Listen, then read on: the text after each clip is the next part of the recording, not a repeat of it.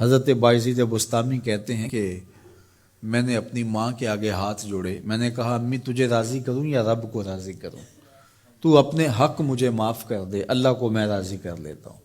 ماں نے کہا جاؤ پتر میں اجازت دیتی ہوں۔ گئے جنگلوں میں ذکر و فکر میں لگے رہے، تنہائی میں اس کو یاد کرتے رہے، دن رات ذکر کے چراغ روشن رکھے۔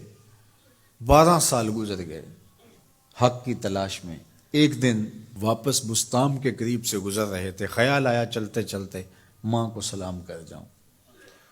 دروازے کو دستک دینے لگے تو اس خیال نے ہاتھ روک لیا کہ ساری زندگی ماں کو سکھ تو دیا کوئی نہیں، اب دکھ بھی کیوں دینے لگے ہو؟ رات کا ایک پہر بیت گیا ہے، سردیوں کی لمبی رات ہے، ماں بستر میں لیٹی ہوگی، تیرے لیے اٹھے گی، دروازہ کھولے گی۔ دروازے کے ساتھ ہی لگ کے بیٹھ گئے اور ساری رات کاٹ دی، اس خیال سے کہ ماں کو تکلیف نہ ہو۔ جب سحری کا وقت ہوا تو اندر سے جو نالی آتی تھی اس نالی سے پانی آیا، سمجھ گئے میری ماں تہجد کے لیے اٹھی ہے اور وضو کا پانی ہے، تو فوراً دروازے پہ دستک دی۔ اندر سے آواز آئی بیٹا بایزید میں ابھی آئی۔ مائیں بیٹوں کے دستک کے انداز سے جان لیتی ہیں یہ کس بیٹے کے ہاتھوں کا لمس ہے۔ 12 سال کے بعد آئے، دستک دی، کہا بیٹا بایزید میں ابھی آئی۔ ماں کی تو نگاہیں ہی دروازے پہ رہتی ہیں۔ اللہ اکبر۔ کہتے ہیں کہ ماں نے دروازہ کھولا، 12 سال جنگلوں کی خاک چھانتے بیت گئی تھی، پراگندہ صورت، بکھرے ہوئے بال، پھٹے ہوئے کپڑے۔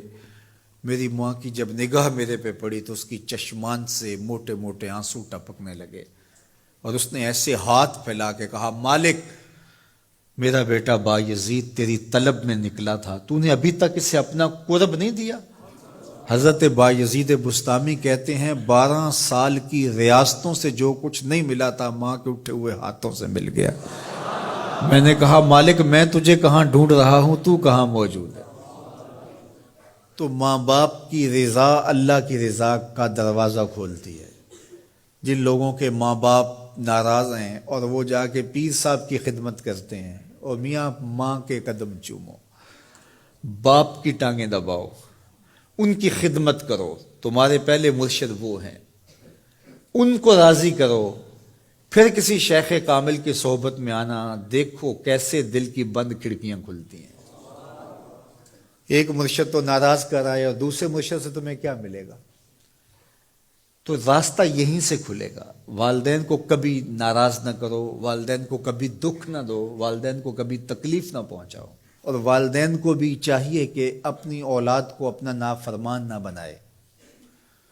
ایک بزرگ فرماتے ہیں کہ مجھے برابر 30 سال ہو گئے ہیں کہ میں اپنی اولاد کو کوئی حکم ہی نہیں دیا، کوئی حکم نہیں دیا۔ کوئی چیز مجھے چاہیے بھی ہوتی ہے تو میں بصیغہ امر نہیں کہتا، بلکہ ایسے ہی بات کر رہی ہوں، پانی چاہیے تو یہ نہیں کہتا بیٹا پانی لے کر آؤ، میں ویسے کہتا ہوں پیاس لگی ہوئی ہے، تو اگر وہ سمجھ جائے اور وہ خود لے آئے تو اچھی بات ہے، لیکن اگر وہ نہ لائے تو میں نے اس کو حکم ہی نہیں دیا، امر ہی نہیں کیا، تو اس امر کی مخالفت ہی لازم نہیں آئے گی۔ تو کہا 30 سال برابر گزر گئے ہیں، میں نے اپنی اولاد کو حکم نہیں دیا کہ کہیں وہ میری نافرمان نہ ہو جائے، چونکہ اگر وہ نافرمان ہو گئی پلے کچھ نہیں رہے گا۔ جو اولاد ماں باپ کی نافرمان ہوتی ہے وہ ہوا میں بھی اڑیں، وہ چرخ پہ بھی جھولیں، وہ زمین پہ گرنے والی ہوتی ہیں، کبھی کامیاب نہیں ہو سکتی وہ اولادیں جو ماں باپ کی گستاخ، بے ادب اور نافرمان ہوتی ہیں۔ وہی اولادیں سرخرو، کامیاب اور کامگار اور بامراد ہوتی ہیں جو ماں باپ کی خدمت کرتی ہیں، ماں باپ کی دعائیں لیتی ہیں۔